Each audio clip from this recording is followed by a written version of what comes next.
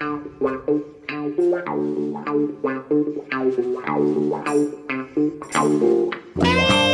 mate. Good morning, Mr. Hudson. How are you? I'm all right, mate. I'm good.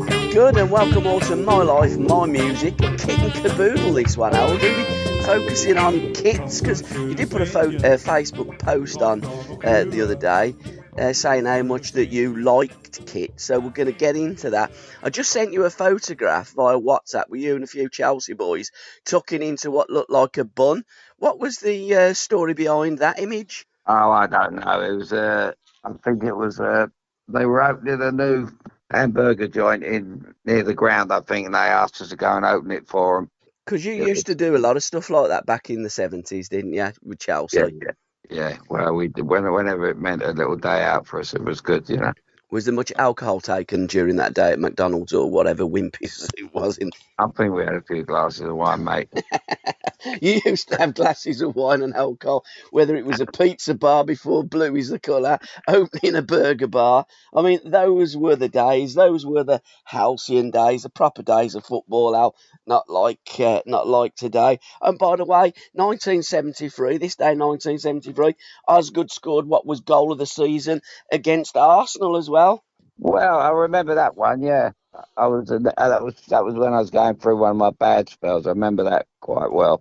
But that was a cracker. That was when I think that was the season he went on BBC Grandstand, and Bob Wilson was doing, or not long after that. Was Mm. Bob there was a goal. I meant not that, and he didn't go on that season. But Bob went on. Oz went on the grandstand, and he said to Bob Wilson, they showed the goal because they used to show it every week after Yeah, that, they didn't did. they? Yeah, they did. Yeah, yeah. And I was said to Bob Wilson on the show, he said, I watch the show, I watch your show every week. He says, and I still think you're going to get it, Bob. It's unbelievable, you know. But it was that good a goal. Uh, and I remember, did we win that game? I think that was a draw, wasn't it? Yeah, I think it was a draw, and then they knocked you out, didn't they, in the replay? They meant they, 73. yeah, they knocked us out. We murdered them first half and Mm, led 1-0. And then we lost to a dodgy penalty, which weren't a penalty. mm, Alan Ball, yeah, yeah. yeah. Even back then, you had dodgy penalties, even sometimes dodgy goals that didn't go in, but you still claimed it. Well, absolutely, yeah, absolutely. Before the days of VAR, Alan, nothing changes now. The only thing is now they scientifically go through every move of a goal and do the utmost best to try and disallow it. Whereas back in those days, the goal's given, let's give the goal, let's celebrate the goal. Football is all about goals. It's all about the kits. I mean, back then, Arsenal wore that iconic kit. Chelsea had that iconic blue kit. Where did it all go wrong with kits? Because today we look at pink kits, ridiculous kind of coloured, tangerine purple, every colour under the rainbow kits. But how did you firstly develop your love for the kits? Because you did play in a youth tournament, didn't you? And you was really enamoured by that Inter Milan phenomenal coloured kit. Well, yeah, I think it was you being a kid yourself, Yeah, and you know, we used to. I mean, I used to, although a Fulham supporter, I used to think about playing for teams with good kits on. You know, yeah, I wouldn't play for a team with, you know, if I didn't like the kit. I mean, it was that couldn't come into the equation. You know. And I just love kits, and even in the school playgrounds, and our school kit and West London kit. I remember our West London kit. We had a nice pale blue kit with a collar, white shorts, white socks. It was smart. But my mother used to say, she knew I had this love with kits, and she would make so much care with making I was the best turned out kid. yeah. For matches, it's unbelievable. And that was, it was all from school really, and then obviously it took a bit of a swing. I've gone from Chelsea with Tommy Docherty, who had a great. He was pretty much. I think he probably had the same thing as me, same like what it is this thing for kit, because he had the most brilliant kits at Chelsea. The blue one was good, but they had the white kit, but it was more dazzling than the rest of them. Yeah. Uh, And then obviously when Dave came in, I loved the Hungarian kit he brought in with the green and the white shorts and the red socks. That was a great kit. You used to put that on and you used to think you was a continental player, you know. Yeah. Uh, but then it all took a turn for the worse when I signed for Stoke, and we used to wear the red and pink stripes, didn't we? Where we didn't have a washerwoman, and the red would run into the white stripe. So and then obviously even our training kit at Chelsea was top of the shop, Yeah. and all laid out perfectly. I mean, yeah, we were spoiled really, and. When I went to Stoke, I couldn't believe that you had to wash your own kit, And it was a great story about Peter Shilton because he took his home and his missus said, "Don't bring them home here." She said, "If you think you're going to dive around in a mud all day over that training ground and then come back and expect me to do that," he said, "You got another thing coming."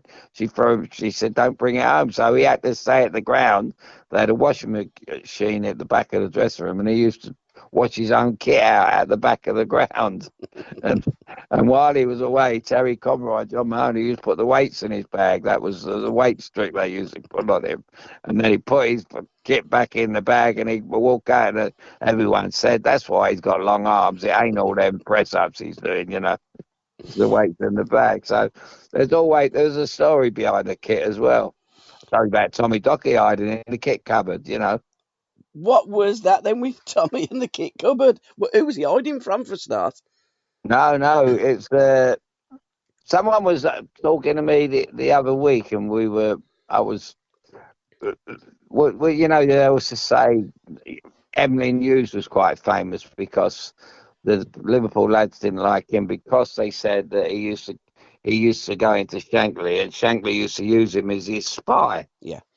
And every dressing room might have one, where Mm. think they're getting with the manager and everything else. So but Tommy went into the bridge one day.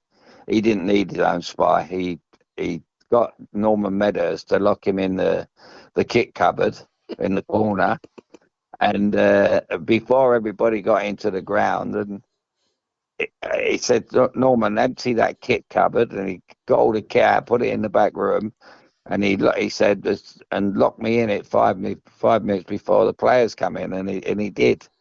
And he was in the cupboard all through, all before training when the lads had come, when Venables and George Graham and all that, and that was how we found out who was talking about him and who weren't. So you know, it was so it was no surprise when he sent them all open Blackpool that day, and he split the team up. So who it's unbelievable. You think he would have bugged it, wouldn't you? We probably yeah, but Who'd in have put them days, probably bugs wasn't as apparent I as what don't they know. are I today. don't know. I don't know. I think there's enough old Bill around here that had bugs, mate. Around the Chelsea station around here. But you know, he'd have got the old Bill round there, bugged the place. Why didn't he used to flood the pitch for me, and he'd use a bug, you know. But yeah, so that was Tommy's. That I mean, it all comes under the kit and caboodle, doesn't it? Yeah, Absolutely. and What was the feel? We got the look of the kits and how they, were washed. But how did they actually feel? You did say that you felt $1 million and almost like the Hungarians when you wore that kind of kit. But what was the feel of the Chelsea kit compared to the Stoke? Was the cloth different? What was the best kit that you ever put on? Because sometimes it's like with any garment of clothing, isn't it? You put it on and you feel great, yet others don't feel as good. What was the best feeling kit that you ever wore, Al? well, I think it was the Hungarian one. Yeah. It was a red shirt, Mm. uh, and as you're talking, you remember the '70 World Cup Yeah. where England always, under when they had the World Cup team, especially in Mexico, that was a great kit. But I think that was when they first brought out the lightweight kit Yes. Yeah. at the air. Something Mm. they called it the air something kit, and that was a magnificent. They were magnificent shirts, and then they come into play, and we wore them a few times. You know, I remember putting that on a few times at the bridge, and they also had that in green as well. I mean, it's amazing that although you know I mean, I really like the Stoke kit, believe it or not. I love their away kit. You know, I Yeah. wear the shirts, you know, that you brought out, which were great. Hmm. Uh, they were superb. You put them on, and you felt like you're playing in Europe. You Yeah. know, and that was a good thing about that. And I just can't believe that Tony, you know, never used that as every away game. You know, I think he tried to stick to red and white stripes as much as possible. Teams But did though in them days, didn't they? They only really wore that away kit if there was a colour clash. well, they did, yeah, Mm. yeah, they did. I mean, some teams never had a away kit, did they?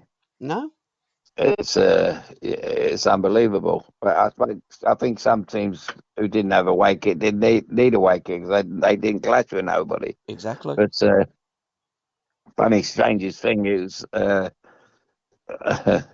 It was a kick in the quite right kick in the balls yesterday for the women's football, wasn't it? Did you read that in the paper? No, what happened? Enlighten me. They played. Arsenal played. I think Arsenal Chelsea. women. Yeah. Yeah, Arsenal Uh, played Chelsea, didn't they? I know they played. I know they played. And just said to my son, "It's the first time I was going to have a bet in a women's football match." It looked, you know, the big prize, Chelsea. But they turned up at the ground and they forgot the socks.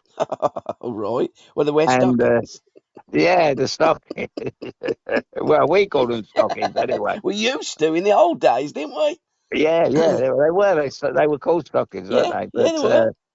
But it was in the paper yesterday that the kit man got a right bollocking, or kit woman, kit Caboodle woman, and they she had forgot to pack the usual white socks. Oh no, the changes socks because Chelsea wore white socks. Got ya.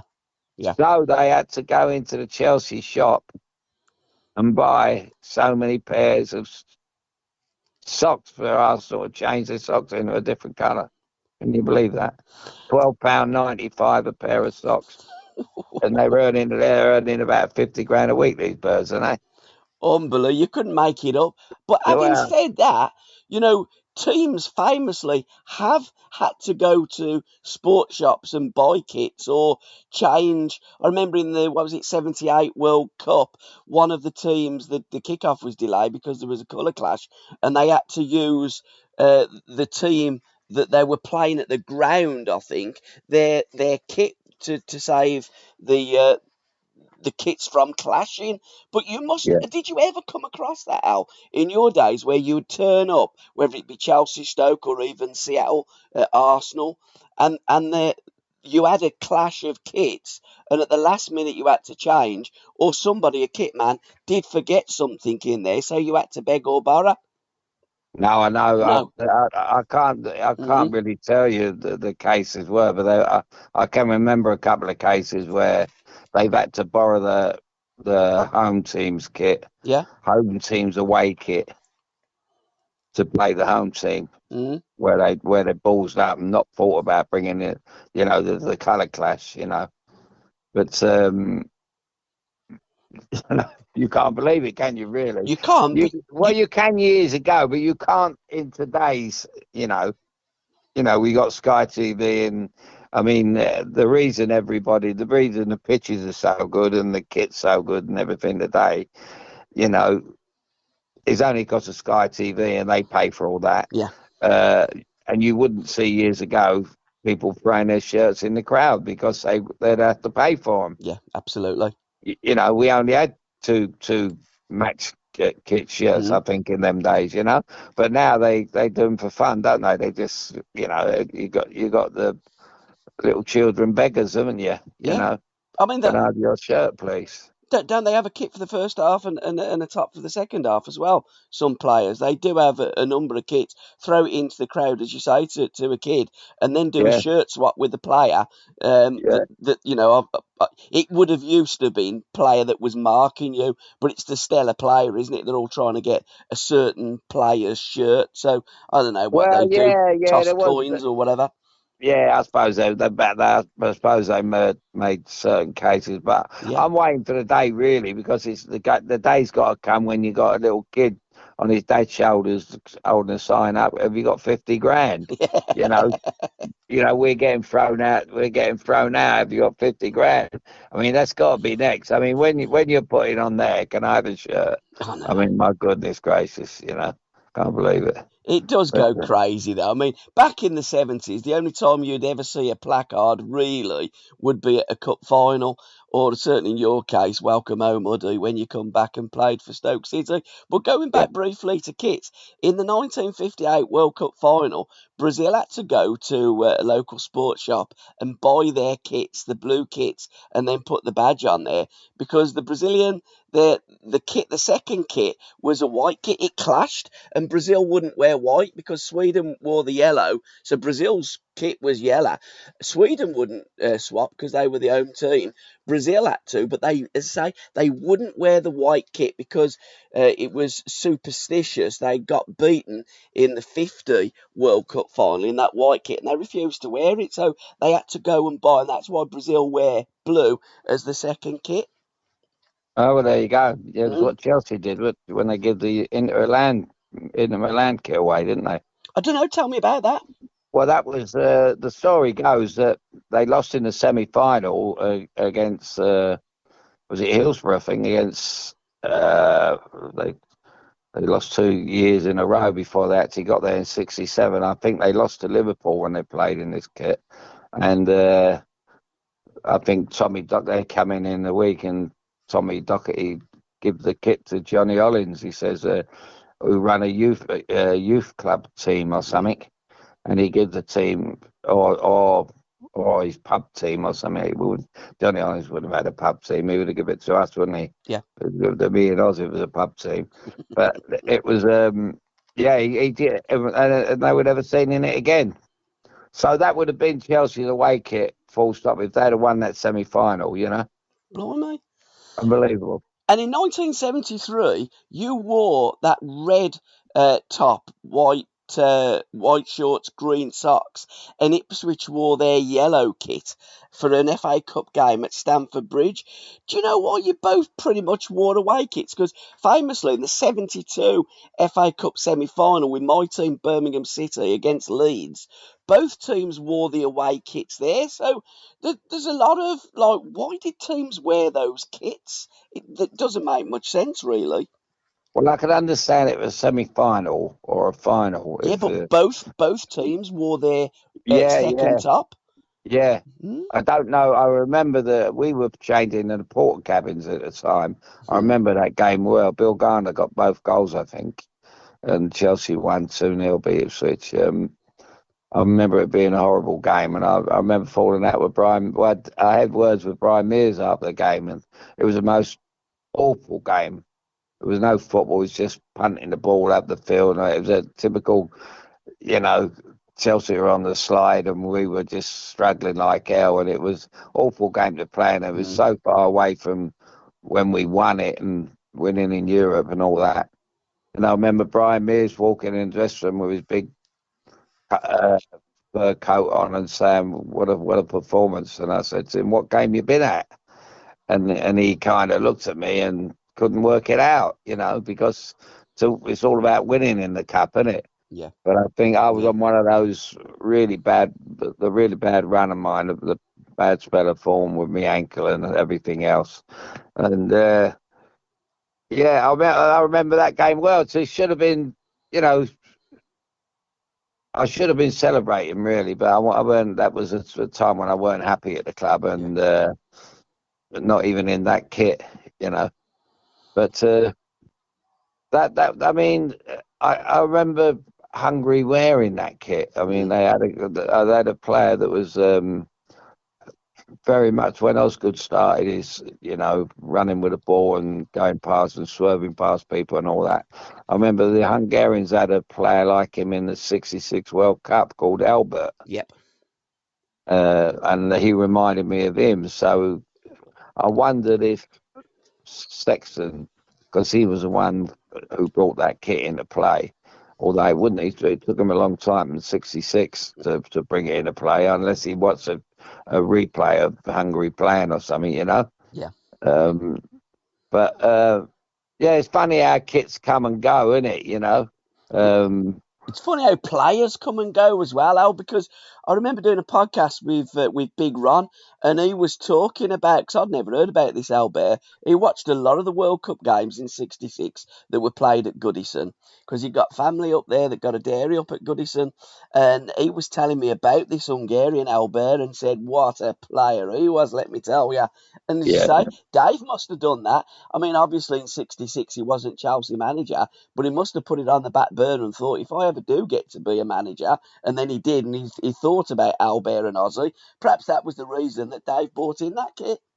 Well, I wouldn't think I wouldn't. Yeah, there's a kind of a link there, Mm, but I wouldn't think that Dave would do something like that. Although he was, say, Dave was a very superstitious man. yeah. Uh, there could have been something to do with that. I don't know. Somewhere along the line, uh, I don't think. I remember him every game in the FA Cup when we won it. He wouldn't put. He had a jacket wore the same jacket with no button on. Right. And I used to think to myself, why don't he buy himself a new jacket? You know, he's got plenty of money, I realised it was that. You know, Mm, so he was pretty superstitious, Dave. But I wouldn't think Dave would have. He's they don't have the shirts in the coaching manual, do they? no, not And at all. so he wouldn't have come across that. But no, it's you know, even as a kid, you know, I loved the Fulham kit as well, Yes. and you know, it was so plain, so simple. I don't know. I mean, some of the kits that England have worn over the years are disgraceful, Yeah. absolutely disgraceful. I always think of Bobby Moore coming out of the tunnel, you know, looking like really proud to have wearing an English shirt, which he was, and always like he would come out. I used to be a lot like that, you know. I used to really want to look well coming out, you know. It was all part. It was all part of the, you know, how you plan for a game. You know, Mm. you want to look your best. And I think that's why I love the good kits, you know. And going back to, well, staying on the theme with Bobby Moore, Bobby said to you, didn't he? You know, playing for England is the greatest feeling, and concentrate on playing for England rather than your club. Unfortunately, when Ramsey didn't pick you, when Bobby told you he was going to make your debut in '72, and then you were banned by Ramsey, Revy brought you back to fail against West Germany. You played twice. Sometimes with players, fans and the media don't understand what's going on. Bring it back forward to this Ben White scenario, and he's been absolutely hammered on social media and the media, but no one really knows what's actually gone on with Ben White. Sometimes a player thinks, well, stuff you, I ain't playing. Yeah. And I mean, you've got it and nail on the head there. It's their fans have no idea. They don't take the player into Mm, consideration at all, unless he's their favourite player, and yeah, you know. But no, they don't know the ins and outs of what goes on and the reasons why. yes. Um, but I, I, um, strangely enough, as we're talking, I'm looking up at the old Stoke shirt and with the yellow with the blue thing, and we wore that in. We were very unlucky when we wore that in Ajax in Amsterdam when we got knocked out on away goals and we should have won. Yeah. We could have scored the last kick, but so you know, there's good memories about kits as well. You know, And that good. Stoke kit, it was that you had the white one, didn't you, with the red sash on it when you played at Highbury? Because you scored your last goal in the Football League there, didn't you? Yeah. I scored once at Ivory. I went there. I played there for 18 months and never scored for them. And I've scored against them for Stoke. So it worked. It was unbelievable, really. Um, that was a good kit. You know, they were great kits. And Mm, as I said, I can't believe that because Tony loved a bit of style as well, and yeah. he likes the way you play. You've got to be stylish, and and to look good. And he was that kind of person. He had style, whatever he done. He didn't look like it, Mm. but whether it was music or whether you went out, it was always to the best places, and everything was the best. And I can't, I can only think that he had no say in it, Yeah. you know, who wears the kit. Mm. I don't know. It's something that I should have asked when I was at Arsenal. We had a fella called Tony Donnelly, and who looked after everything. Looked after the lads. He looked after their booze. He looked after everything, and all the lads loved him. They always used to bang him a drink. I think he was the one that when I played against Man City that day, when we ran up the tunnel, me and him laughing when he said, "I've never heard nothing like it." But Oh, he was a come great on. fella, Tony. But I should have asked him because he knows he knew all the ins and outs of how to run a dressing room. Yeah. There's more to it than the eye. I'm not coming on, my feet are cold. That was great. That was great. I think Don appreciated that one as well. Again, you But, don't leave your best player on the bench. Do me a favour. well, it was music to my ears really because they got strangely enough that was the year we got to the cup final and we should have got the two Mm. cup Yeah. finals that year, the League Cup. I think Pat Jennings played it incredibly well up at Main Road, and they come back and uh, for 45 minutes we couldn't get the ball off Man City, and they had I think Asa Arthur and I think Williams, who was at Southampton, Yeah, who's a good Steve Williams. player, Yeah. good footballer. Mm. They we just couldn't get the ball off him, and he was from about 20 minutes in. Don Howe was saying to him, you got to change it, you got to change it. And those were the days when we only had one sub, so Yeah. it wasn't as if he was talking about it. Anyone, it was obvious. And then all of a sudden, about 10 minutes before half time, he says, "You're coming on." And I went, "I'm not." I said, "My feet are freezing, mate." I said, "Tom, come on, we're going to get warmed up." I said, "You polish me boots and I'll put my feet under the tap." And I had the hot water running under my tap as the door swung open. And I gave it was still 0-0. So we were still in the tie, but luckily enough, we were still in the tie. And then I said to Tony, I said, "I'm going to get you through this game." And I took over, and that was the best 45 minutes I had in an Arsenal shirt, mainly because I knew I couldn't play for 90 minutes Yeah. with the injury I had. So I knew the injury wasn't going to come on to me because it was a abdominal injury, which it's like anything you got an injury in that's why they cortisone you Mm. for the 90 minutes. So it won't come back. But there was no cortisone in that part of the body. But And that was a good night. That was the night really that Arsenal see the real me, yeah. and I wish I could have played like that all the time there.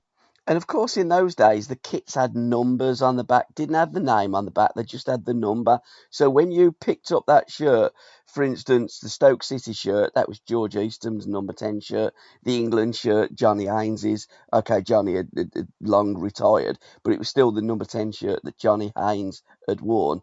But, Yeah. there's history in that shirt, isn't there? Okay, it's not the same shirt, but to think that that player had put on that number shirt, one of your heroes, etc., etc., that must give you a lot more satisfaction as well than picking up a shirt and having number 66 or the number 71 shirt that they have today. No history in a shirt today, not like it was back then. No, it's silly. Yeah, it's silly, and Mm, yeah, it's silly roster of yeah, 70 players. But yeah, I think what you're saying is, it's everything's in the mind, no matter what. That's why people get superstitious or whatever. But everything's in the mind. And when I was a kid, I didn't want to wear any number, but 10, and yeah. I thought I was a number 10. This number 10 they make talk about on television. I ain't got a clue what they're talking about. I haven't got a clue in a million years what that's all about. But number 10 for me is a great inside forward. Yes. All the great inside forwards played number 10. apart from Jimmy Greaves wore it a few times, and it looked too big on him, because he was only tiny. The number looked bigger than him. But yeah, it was something a bit special. Like as you say, it Stoke when you pull that on, I just knew that I was following a player. And to listen to the rest of this podcast, head on over to www.patreon.com/SRB Media. Thank you.